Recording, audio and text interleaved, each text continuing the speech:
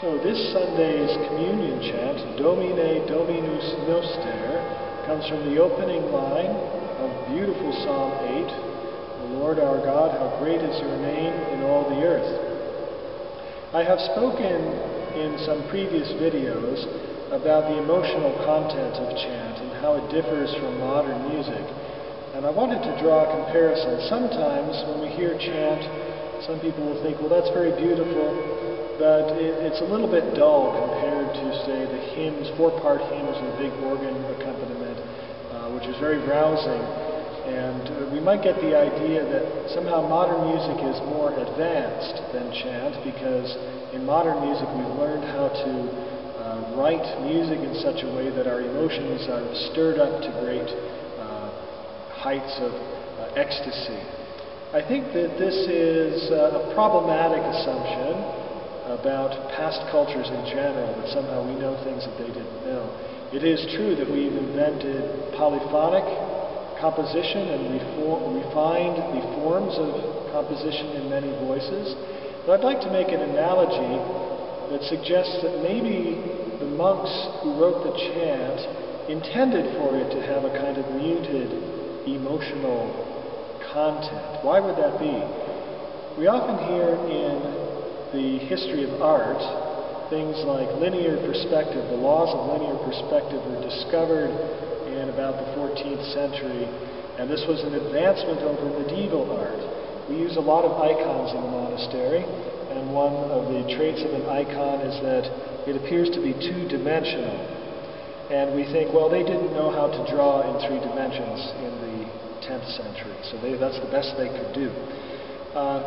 Instead, if we know the theology of icons, we would say that there was an intention to draw in such a way as to confound the expectations we have of natural sight in 3 dimensions, so as to open us up to a kind of spiritual sight, to see the spiritual reality behind the icon.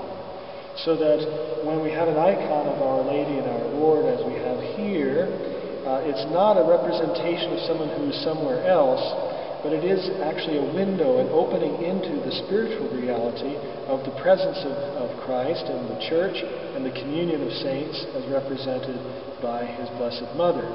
Now, how does this apply to chant? We're going to sing the opening line one more time, Dómine Dóminus noster, Lord our Lord.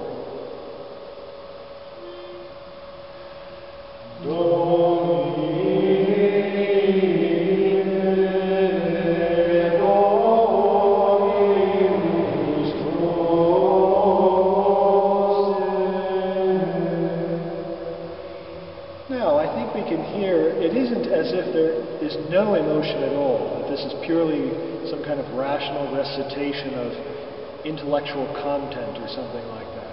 The second, Dominus, the notes go a little bit higher, they go a little bit faster, so there's a sense in which in addressing our Lord we are confident, we are pleased to have this opportunity to praise His name. But it is the case that the emotional content is in a kind of narrow band.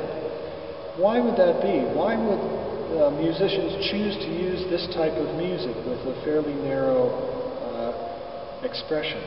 I would suggest that this is meant, once more, not to indicate a kind of naivete about the possibility of greater passion in music, but to point us to a different kind of appreciation, a different kind of enjoyment in singing chant, which is more, say, rational, intellectual, spiritual, less based on the bodily passions.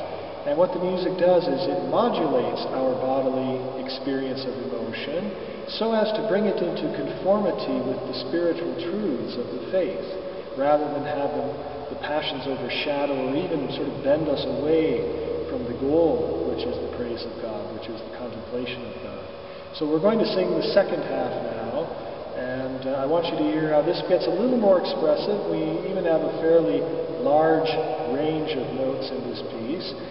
And because it's rational, because it's spiritually coherent in some way, this doesn't mean it's predictable.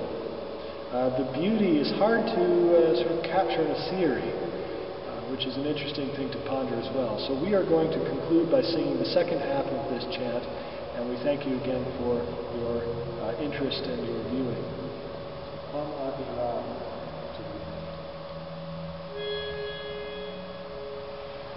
Quam